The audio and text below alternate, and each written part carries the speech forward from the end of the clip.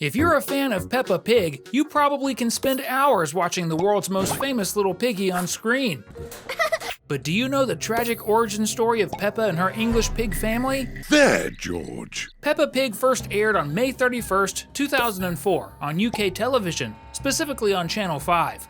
The show was created by producers, cartoonists, and animators Neville Astley, Mark Baker, and Phil Davies, who are also known for other works such as Ben and Holly's Little Kingdom and The Big Nights. But to create Peppa, they might have been inspired by some very dark tales that are quite well known in the UK. Stories I'm about to tell you now. If you're ready and not afraid, grab your popcorn, turn off the lights, and invite your friends because it's time for another Cinewave. Peppa's origins take us back to the 1990s when her creators gathered to come up with yet another children's cartoon. As they already knew well, children's shows are designed to deliver messages to young audiences. And a real and macabre story that occurred in England was the most effective way to grab the attention of their audience, as sinister as that may seem.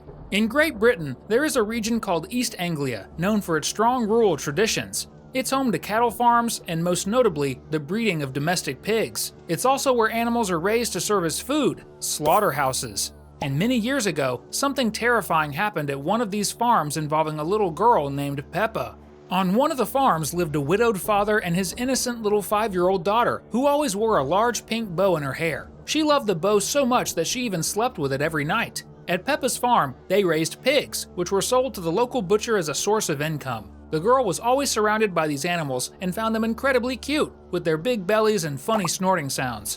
You might remember that in Peppa Pig, the character is always poking fun at Daddy Pig's belly for being big, and the family often makes those snorting sounds, typical of pigs. In the show, this is turned into a joke, but in real life, those were the very traits the poor girl loved most about the pigs. Peppa's father didn't like his daughter's apparent friendship with the pigs. First, he didn't want her to be upset since the animals were going to be sold for slaughter. And secondly, because in reality, pigs are animals that will eat anything if given the chance. Yes, they're cute, but a big pig like Daddy Pig could easily devour a medium-sized dog without any problem. It might sound made up, but the truth is that pigs are not as docile as people believe, especially when they're hungry. That's crazy.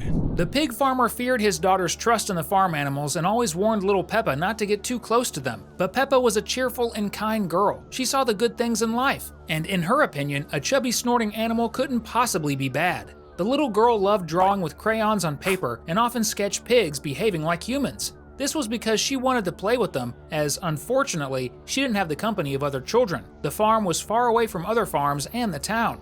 This might explain why in the show Peppa has so many friends, a way for the creators to soften the harsh reality. One day, Peppa came home from school and saw something that made her very sad and angry. She saw her father marking the ears of her favorite pigs, the big one, his female companion, and a little piglet. Peppa knew that when her father marked a pig's ear with a sticker, it meant that the animal was ready to be sold to the butcher. It was then that the little girl decided to come up with a plan to save the animal she loved so much. When her father wasn't looking, little Peppa would take the pigs to a spot she had set aside in the woods. She would bring them food every day and had even decorated the space with some of her drawings so the pigs wouldn't feel lonely. And if you don't want to feel alone, comment with #Peppa so we can get to know ya. The girl's plan was perfect. She would open the pen's gate at night, bringing the pigs special food in a bucket to lure them to the hidden spot she had prepared in the woods. That night, in silence, the little girl grabbed the pig slop and opened the pen of the male pig, but it was a terrible idea. The huge pig was hungry and wanted to eat the slop. He tried to snatch the bucket from the girl, but she innocently kept pulling away, attempting to lead him to the hideout she had prepared for him and his family. That's when the pig lost his patience and attacked little Peppa in a brutal way. In that moment, the girl's desperate screams mixed with the grunts of other pigs who began to do the same as the large pig, biting little Peppa to feed. The next morning, the farmer found all the pigs loose in the pen, which was strange. But what frightened him the most was noticing his daughter's drawing stuck in the big pig's teeth. Immediately, he ran to the girl's room and saw her bed empty, which he found very odd, but assumed she had gone to school early. It was only when he slaughtered one of the pigs and opened it up that he found his daughter's pink bow, completely chewed up and covered in red. The farmer realized that he would never see Peppa again, and that the animals she had loved so much were responsible for the most brutal act ever witnessed. Somehow, the story of sweet little Peppa became known, and what was left of her were a few of her childhood drawings depicting a family of pigs. Over time, parents in the region began using the girl's story to warn their children when they disobeyed, and Peppa's tale became a bedtime story for kids. It's likely that some of those kids grew up to be the creators of the show: Neville Astley, Mark Baker, and Phil Davies. Aside from this macabre story, there are some curious facts about the behind the scenes of Peppa Pig. The creators have said they were lucky to grow up in stable and safe homes, as this became a strong source of inspiration for Peppa and her friends' adventures. When you're 4 years old, anything that happens in your life can become a great fun adventure, like when Peppa helped her aunt to take care of her younger cousin. In the episode, she learned how to make a spoon airplane to feed the baby. Any type of childhood adventure could turn into a Peppa episode. Of course, the supposed dark origin of Peppa isn't a story for children, and so some details of the tragic story were disguised and subtly included in the show. For example, the name Peppa was taken from the story we just told, but it was also chosen for being friendly and catchy, perfect for representing a young piglet. At the same time, it's a play on words that closely resembles Pepper, adding a playful touch to the name of the protagonist while referencing how mischievous our heroine can be. The idea was also to have a girl around Peppa's age voice the character. At the time, they chose British actress Lily Snowdon-Fine, who voiced Peppa for 1 season. However, since the pig doesn't grow up, much like the poor girl from the farm, the character has had to go through several actresses to maintain her childish tone. After Lily Snowdon, Peppa was voiced by Cecil Bloom until 2009, when the role was passed to the actress who held it the longest, British actress Harley Bird, who voiced the character for over 10 years. Today, Peppa is voiced by actress Emily B. Smith, who has been in the role since season 6. You've probably noticed that Peppa Pig looks like a drawing made by a preschooler, and that's no accident. The idea is for the animation to resemble a child's painting, likely inspired by the drawings found on the farm in East Anglia, where the real Peppa lived and lost her life. In any case, this fun aesthetic helps convey the playful and educational message of the series. Now, we have some great news for you, a true fan of the world's most famous pink pig from animated cartoons. We're introducing a channel where you can find absolutely everything about Peppa, the pig family, and all their friends and relatives.